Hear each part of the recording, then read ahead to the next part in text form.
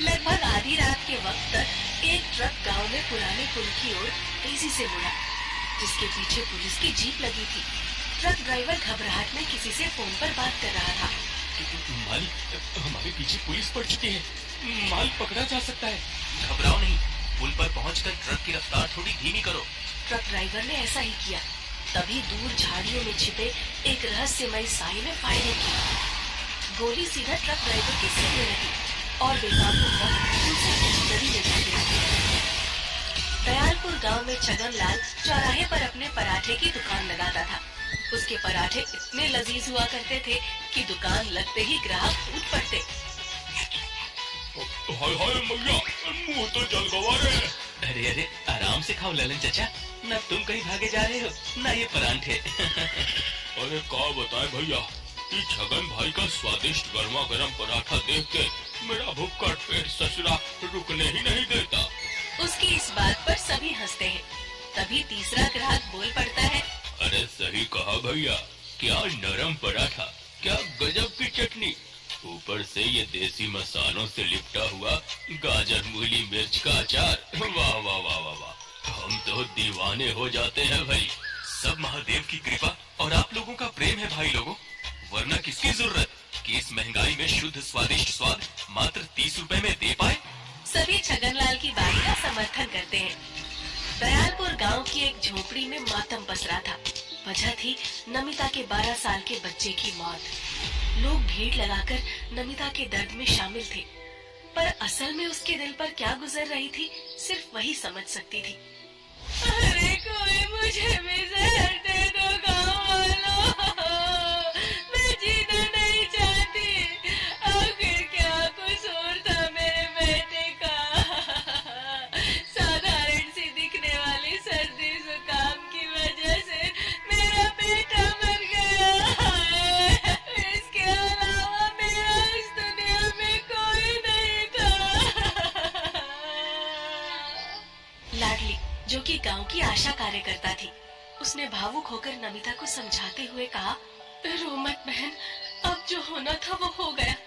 मगर मैं अभी भी समझ नहीं पा रही कि कल तक हंसते खेलते गोलू को अचानक क्या हो गया। मैं खुद नहीं समझ पा रही लाडली। कल रात सोने से पहले मैंने अपने बेटे को सिरप पिलाई थी और सुबह उठकर देखा तो मेरे आँख के तारे की सांसें बंद हो चुकी थी। लाडली ने पास रखी सिरप की शीशी उठाई और उसे सूंघते हुए कहा, मेरा शक बिल्कुल सही था। इस सिरप में जरूर कोई ऐसी चीज है जिस वजह से बच्चों की जानें जा रही हैं। पिछले 15 दिनों में ये तीसरा केस है। तभी वहाँ मौजूद सरपंच ने आंखें तरेरते हुए कहा, ये देखो, अब ये गांव की आशा कार्यकर्ता जासूस बनने चली है। अरे तुमने पहले ही सरकारी गोदाम और मेडिकल स्टोर से इन दवाओं को निकलवा कर बर्बाद कर दिया। अरे भला इस घटना से इस सिरप का क्या लेना देना? बिल्कुल लेना देना है सरपंच जी। अगर गांव के सरपंच और पुलिस को इन बेकसूर लोगों की मौत से फर्क नहीं पड़ रहा तो हम जैसे लोगों को खुद ही जासूस बनना पड़ेगा। इतना बोलकर लाडली अपनी सहेली निर्मला के साथ वहाँ से चली गई। रास्ते में लाडली गुस्से में निर्मला से बोल रही थी, मेरा शक तो सरपंच पर जा रहा है निर्मला। हो ना हो इस केस से सरपंच का जरूर कोई लेना देना है, जिसका पर्दाफाश मैं करके रहूंगी। पर जो करना था हम पहले ही कर चुके लाडली। हमने मीडिया की मदद से सरकारी गोदाम और मेडिकल स्टोर से सिरप निकलवाकर बर्बाद करवा दी। फिर भी न जाने कैसे ये लोगों तक पहुंच रही है। सिर्फ इतने से काम नहीं चलेगा निर्मला, हमें इसकी जड़ तक पहुंचना होगा, जहाँ से ये सिरप बनकर यहाँ पहुँच रही है। तभी लाडली को कोई आवाज देता है, अरे ओ हवा हवाई बिटिया रानी, अरे तनिक हमारी भी सुन लो। लाडली और निर्मला ने पीछे मुड़कर देखा। छगनलाल पराठे वाला उसे आवाज दे रहा था। दोनों उसके पास पहुँची। अरे छगन काका, आप इतने बिजी रहते हुए भी मुझे जाते हुए देख लेते हो, आखिर कैसे? अरे हमारी बिटिया रानी, बिना खाए पिए यूं दिन भर भटके हम कैसे ना देख ले भला। ठहरो, तुम दोनों को गर्मा गर्म पराठे खिलाता हूँ। छगनलाल की बातें सुनकर लाडली की आंखों में आंसू आ गए। उसने भावुक होते हुए कहा, मैंने अपने पिताजी को तो नहीं देखा छगन काका, मगर मुझे पूरा भरोसा है अगर वो होते तो बिल्कुल आपकी ही तरह मुझे प्रेम करते। मेरी एक बिटिया थी लाडली, जिसे एक हादसे में अस्पताल से मैंने खो दिया था। कोई उठा ले गया था उसे। फिर जब इस गांव आया तो तुम दिखी। ना जाने क्यों मुझे तुम में अपनी वही बिटिया नजर आती है। अगर वो आज मेरे पास होती तो बिल्कुल तुम्हारे बराबर होती। इतना बोलते हुए छगनलाल रो पड़ा और लाडली ने भी रोते हुए उसे गले लगा लिया। आए दिन न्यूज चैनल नकली सिरप से होने वाली मौतों की खबर सुना रहे थे। उधर लाडली कमर कस के असली मुजरिमों की तलाश में लग चुकी थी। वो रात के वक्त छिपकर सरपंच की कोठरी पर नजर रखती थी। हो ना हो सरपंच अपने काले कारनामे रात के अंधेरे में ही करता होगा। मुझे नजर रखनी चाहिए। 2 दिन तो लाडली को कोई नहीं दिखा, मगर तीसरे दिन रात के वक्त एक ट्रक आकर सरपंच की कोठरी के सामने रुका। लाडली सब देख रही थी। सरपंच 2 नकाबपोशों से बात कर रहा था कि तभी उसमें से एक ने अपनी बंदूक निकाली और सरपंच को गोली मार दी। फिर ट्रक में सवार होकर वहाँ से रफू चक्कर हो गए। ये नजारा देखकर लाडली सन्न रह गई थी। मैं तो सोच रही थी ये सब सरपंच का किया धरा है, पर ये तो अच्छा हुआ मैंने ट्रक का नंबर याद कर लिया है। अगले दिन थाने में इंस्पेक्टर के सामने लाडली बयान दे रही थी। मैंने अपनी आंखों से देखा है इंस्पेक्टर साहब, वो 2 नकाबपोश थे। उन्होंने सरपंच जी से कुछ बातें की और उन्हें गोली मारकर ट्रक से फरार हो गए। मगर लाडली इतनी रात में तुम वहाँ क्या कर रही थी? मैं भी इस केस की छानबीन अपने तरीके से कर रही हूँ सर, ताकि आप लोगों की मदद कर सकूं।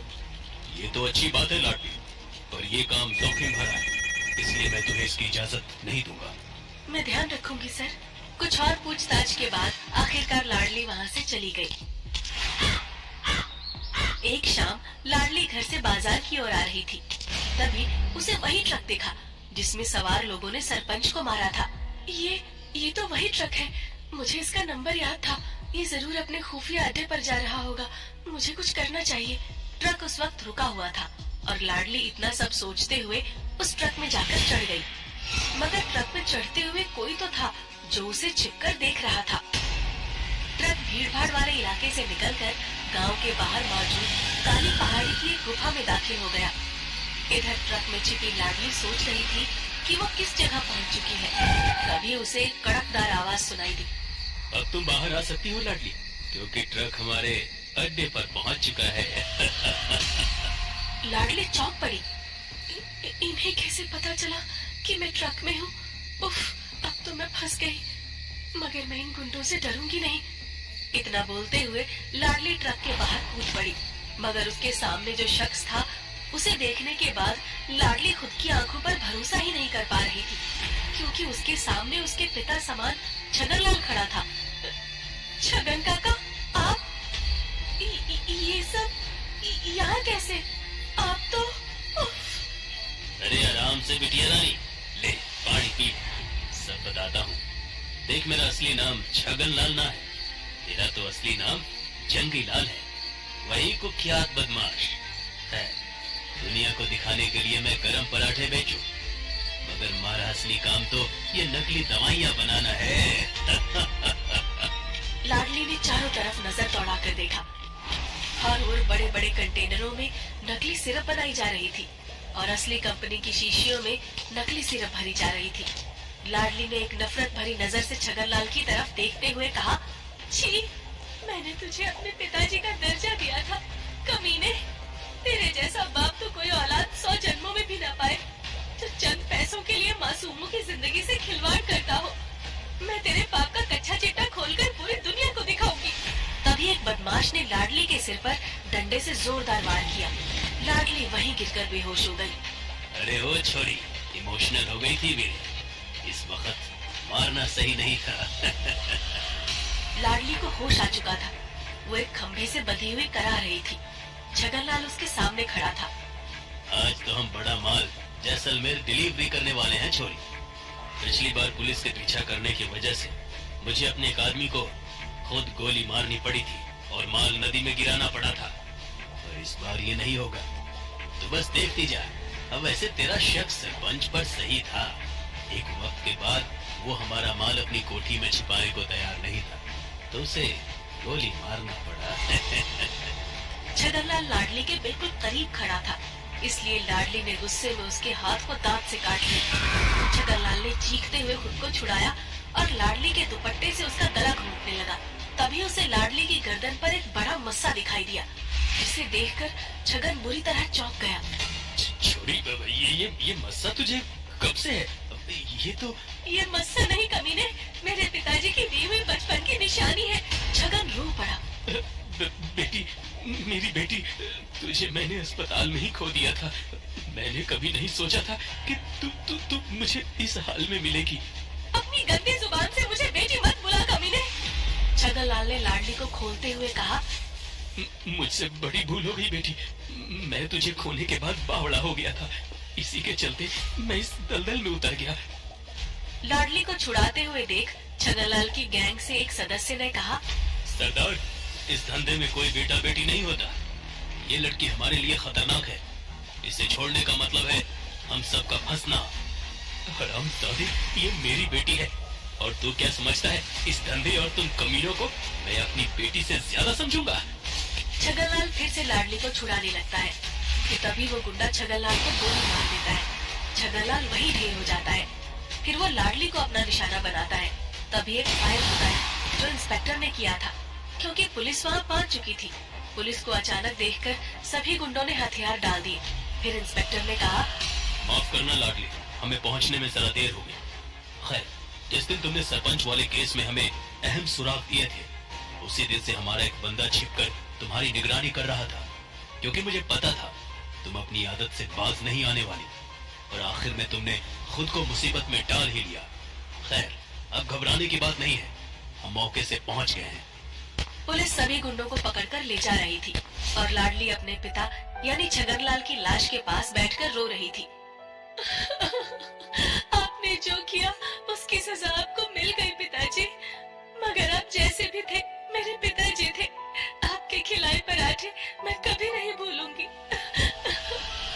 नकली सिरप बनाने वाली गैंग का पर्दाफाश हो चुका था, मगर इस केस से जुड़ने की वजह से लाडली की आशा कार्यकर्ता वाली नौकरी जा चुकी थी।